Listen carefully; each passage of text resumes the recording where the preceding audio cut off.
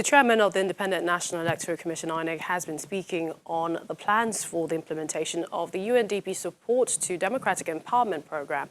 And he says the plan is being revised and will be ready for full implementation soon.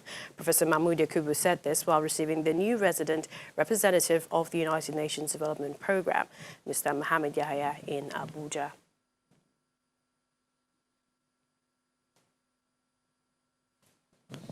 Well, staying with the election matters, as international and local observers will continue to call for strengthening of election process. With just barely a month to go for the Kogi and Bayelsa state election, what has been done to achieve credible elections? We have joining us from our Abuja studios, Director of Publicity and Voter Education, Mr. Oluwole Osasiozi. We'd like to thank you for joining us on the program. And first start, if you can briefly explain to us what the Commission has requested the UNDP to do, the support of implementing the SDE, the Democratic Empowerment Phase 1 plan. Well, thank you for having me, first of all.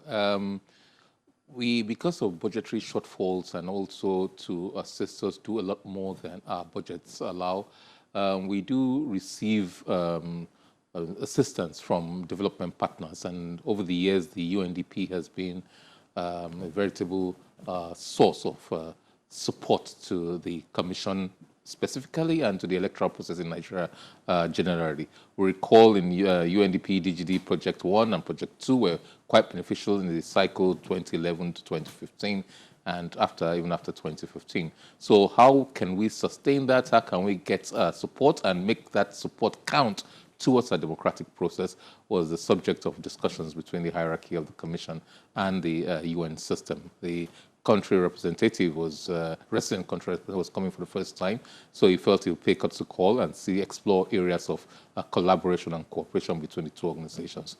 That was all part of it, to assist wherever there are budgetary gaps. I also guess the bigger question is how it will ensure effective participation of citizens during elections. But let's look at the timelines for elections in Bayelsa and Kogi states. Are all the political parties in compliance so far? I'm sorry, I cannot hear anything. Okay, I just asked you how, the plans ahead of the elections in Kogi and Bayelsa state, if all the political parties are in compliance with some of your regulations based on your timeline. Well, we did issue timelines, I think it was May 2019, a full timetable and schedule of activities. Over 100 parties indicated interest in conducting primaries and sponsoring candidates for the elections. I think between Kogi and Bayelsa State, 101 political parties did submit the names of their candidates and their personal particulars.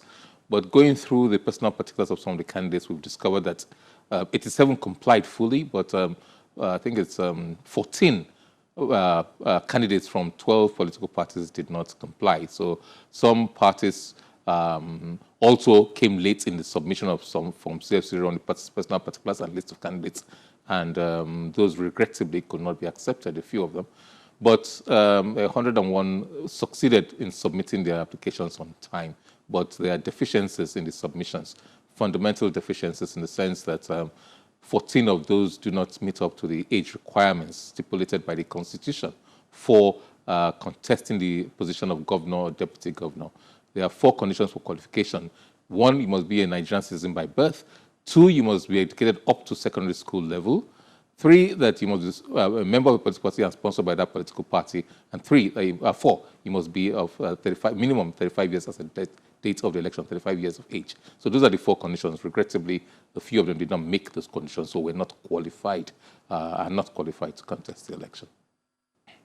And this is the status of Natasha Akpoti, the SDP governorship candidate contesting in the November 16 governorship, Kogi governorship election, because there are allegations that INEC sort of is making it difficult to replace the party's governorship running mate, who the earlier one who is said to be disqualified because he's younger than 35 as required by law. Yes, Natasha is qualified. She's 40 years of age. As far as we're aware, she's a Nigerian citizen by birth. And she does, I think she's a lawyer, so more than educated, more than qualified educationally speaking. But under section 1, I think that's section 177 of the Constitution, which lays the issues of qualification. But regrettably, her running mate, as like 13 other candidates, both in Bayelsa and Kogi, did not meet that age requirement for qualification. So yes, as far as their nomination or their sponsorship is invalid by virtue of the fact that they do not meet that minimum age requirement. You need to put in a substitution. They said they have, but you've rejected it. Yes, you see, if you look at the timetable and schedule, and Channels does have a copy of that, there's a time for substitution, there's a time for submission of candidates. For you to substitute, you have to have a valid candidacy, first of all. Substitution is not for everybody. Substitution is for those political parties that have sponsored, validly sponsored candidates. So those who did not sponsor candidates cannot substitute. Those whose candidates did not meet the requirements cannot substitute. That is the position of the commission. So, and you must comply with the submission of candidates, valid candidates, at the required time for you to be able to substitute. There are two bases for substitution. One, you have a valid candidate. Two, that your candidate voluntarily withdraws. Is the candidate to withdraw and say, I'm not interested? He puts an application through the parties of the commission, say, I'm no longer interested, I'm qualified, but I'm no longer interested. Then we can allow that substitution if it's submitted within the valid period for so doing. All right, well, I'd like to thank you, Mr. Oluwole Osadozie, for the clarification. Thank you for joining us at this time. And that's how we wrap things up. Thank you for watching. Don't forget to join the conversation on our social media platforms at Channels TV, at CTV Politics, #LunchtimePolitics. I'm Millicent Womoka. Have a pleasant day.